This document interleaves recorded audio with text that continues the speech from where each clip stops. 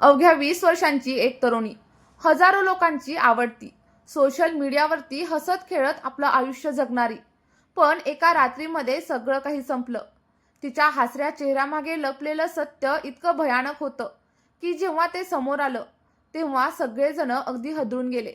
ही कथा आहे वैशालीची.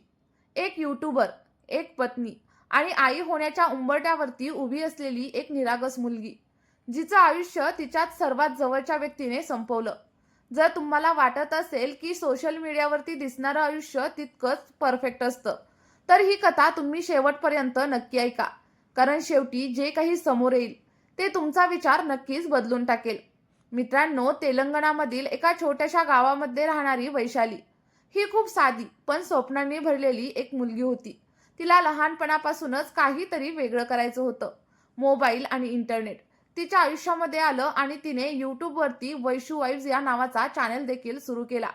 सुरुवातीला ती फक्त मजेसाठी म्हणून व्हिडिओ बनवायची. आपल्या घरातील क्षण, किचनमधील ब्लॉग्स आणि मैत्रिणींसोबतचे मजेशीर प्रसंग. पण तिचं ते साधेपण आणि खरेपणा लोकांना खूप जास्त आवडू लागला. हळूहळू तिच्या चॅनलवरती हजारो लोक जोडले गेले आणि त्यानंतर काही महिन्यातच तिचे 80,000हून देखील अधिक सबस्क्रायबर्स झाले. लोक तिच्या हसण्यावरती फिदा होते. तिच्या व्हिडिओमुळे लोकांचा दिवस छान जायचा आणि तिचं आयुष्य एक सुंदर स्वप्न वाटत होतं. पण याच काळामध्ये तिच्या आयुष्यामध्ये हर्ष नावाचा एक मुलगा आला. 24 वर्षांचा हर्ष एका सरकारी दवाखान्यामध्ये रिसेप्शनिस्ट म्हणून काम करत होता. सुरुवातीला त्यांची फक्त ओळख झालेली होती. नंतर बोलणं वाढत गेलं आणि हळूहळू त्यांचं नातं प्रेमामध्ये बदललं. हर्ष वैशालीला खूप जास्त सपोर्ट करायचा. तिच्या प्रत्येक व्हिडिओचं तो कौतुक करायचा आणि तिला पुढे जाण्यासाठी प्रोत्साहन द्यायचा. मी तुझ्यासोबत आहे या एका शब्दावरती विश्वास ठेवून वैशालीनं त्याच्यावरती पूर्ण मनापासून प्रेम केलं. काही महिन्यांमध्येच त्यांनी लग्न करण्याचा निर्णय घेतला. मात्र हर्षच्या घरच्यांना हे लग्न अजिबातच मान्य नव्हतं. त्यांना सोशल मीडियावरती काम करणारी मुलगी सून म्हणून नको होती. पण प्रेमापुढे सगळं काही कमी पडलं आणि त्या दोघांनी मिळून प्रेमविवाह केला. लग्नानंतर सुरुवातीचे काही महिने खूप छान गेले. दोघे मिळून व्हिडिओ बनवायचे, एकत्र वेळ घालवायचे आणि सगळं अगदी परफेक्ट वाटत होतं. पण हळूहळू परिस्थिती बदलायला लागली. हर्षने आपली नोकरी सोडली आणि पूर्णपणे तो यूट्यूबवरती अवलंबून राहू लागला. सुरुवातीला हे वैशालीला ठीक वाटलं, पण काही दिवसांनी त्याचा स्वभाव मात्र बदलू लागला. तो आता चिडचिड करू लागला. छोट्या छोट्या गोष्टींवरून तिच्यासोबत भांडण करू लागला आणि त्यातच त्यांच्या घरच्यांचा विरोध मात्र वाढत गेला आणि दोन्ही कुटुंबांमध्ये सतत वाद सुरू झाले. या सगळ्याचा परिणाम त्या दोघांच्या नात्यावरती होऊ लागला आणि शेवटी त्यांनी वेगळं राहण्याचा निर्णय घेतला आणि वैशालीच्या घरी ते राहायला गेले. पण समस्या तिथे देखील थांबल्याच नाहीत. आता हर्षचा खरा चेहरा समोर येऊ लागला. तो वैशालीवरती हळूहळू नियंत्रण ठेवू लागला. तिच्या कपड्यांवरती, तिच्या बोलण्यावरती आणि अगदी तिच्या व्हिडिओवरती देखील.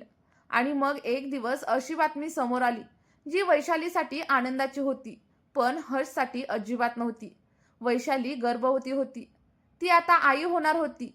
तिच्यासाठी तो तिच्या आयुष्यामधील सर्वात मोठा आनंद होता. पण हर्ष याला तयार नव्हता. उलट तो तिच्यावरती गर्भपात करण्यासाठी आता दबाव टाकू लागला. आत्ता आपल्याला बाळ नको असं तो तिला वारंवार सांगायचा. पण वैशालीने स्पष्टपणे नकार दिला.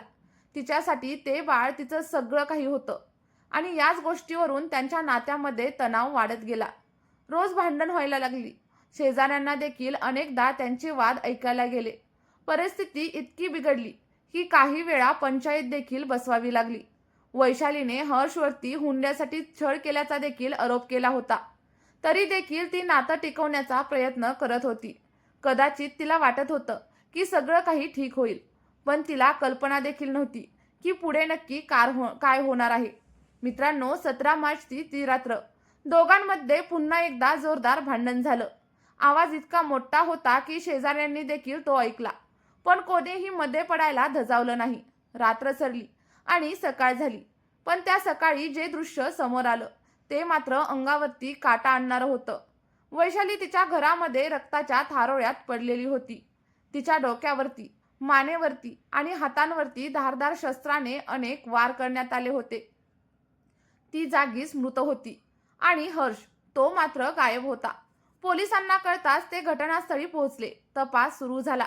पुरावे गोळा करण्यात आले. प्राथमिक तपासामध्ये हे स्पष्ट झालं की हा खून होता आणि मुख्य संशयित होता तिचाच नवरा. पोलिसांच्या मते मध्यरात्री हर्षने तिचा खून करून तो इथून फरार झाला. तपासामध्ये आणखी धक्कादायक गोष्टी समोर आल्या. वैशाली 3 महिन्यांची गर्भवती होती. तिच्यावरती गर्भपातासाठी दबाव टाकला जात होता.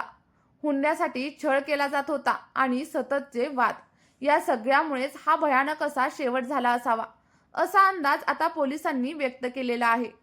एक यूट्यूबर जिच्या व्हिडिओमुळे हजारो लोक हसायचे, तीच आज या जगात नाही. तिचं स्वप्न संपलं, तिचं आयुष्य संपलं आणि तिच्या पोटात वाढणारा निरागस जीव देखील संपला. ही घटना आपल्याला एक मोठा धडा देते. सोशल मीडियावरती दिसणारं आयुष्य नेहमी खरं नसतं. हसऱ्या चेहऱ्यामागे किती जास्त वेदना लपलेल्या असतात हे मात्र कोणालाच कळत नाही. तुम्हाला काय वाटतं? अशा घटना थांबवण्यासाठी आपण काय केलं पाहिजे? तुमचं मत कमेंटमध्ये नक्कीच सांगा.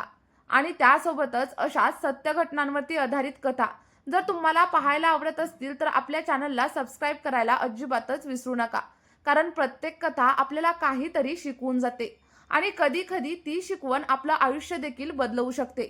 चला तर मग या घटनेमध्ये आपण इथेच थांबूया. भेटूयात एका नवीन कथेसोबत आणि एका नवीन व्हिडिओमध्ये.